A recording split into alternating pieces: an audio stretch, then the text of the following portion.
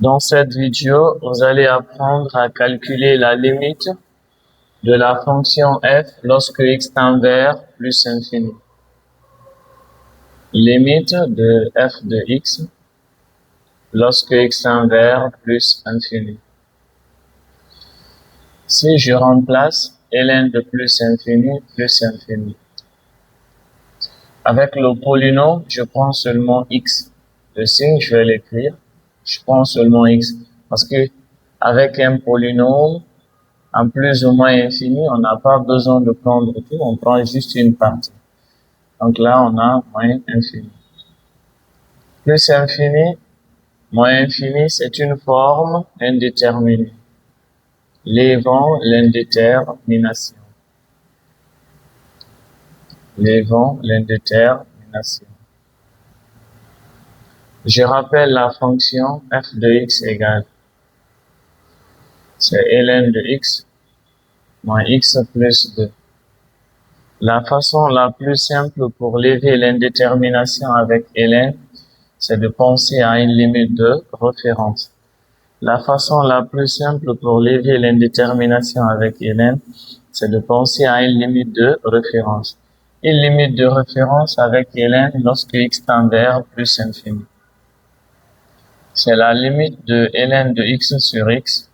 Quand x tend vers plus infini, c'est 0.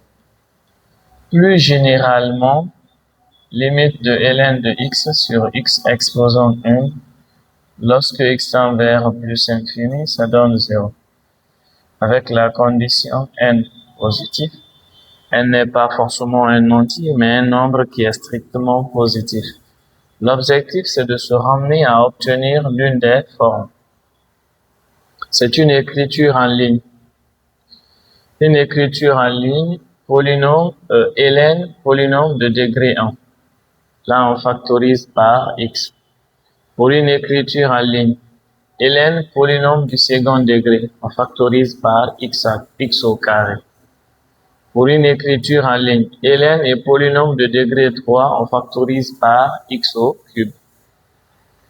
Là, nous sommes avec une écriture en ligne, ln, polynôme de degré 1, on factorise par x.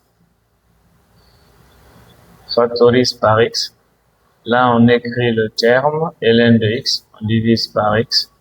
Si je prends x, c'est moins 1. Là, on écrit le terme, on le divise par x. La limite de ln de x sur x, lorsque x tend vers plus infini, ça c'est 0. La limite de 2 sur x, quand x tend vers plus infini. Réel sur infini, 0. Réel sur infini, 0. Finalement, on a la limite de f de x, quand x tend vers plus infini. Je vois x, je mets plus infini. Ça, c'est 0. Ici, on a moins 1. Ça aussi, c'est 0. On a la limite de f de x lorsque x tend vers plus infini. Plus fois moins, c'est moins, donc moins infini. Merci.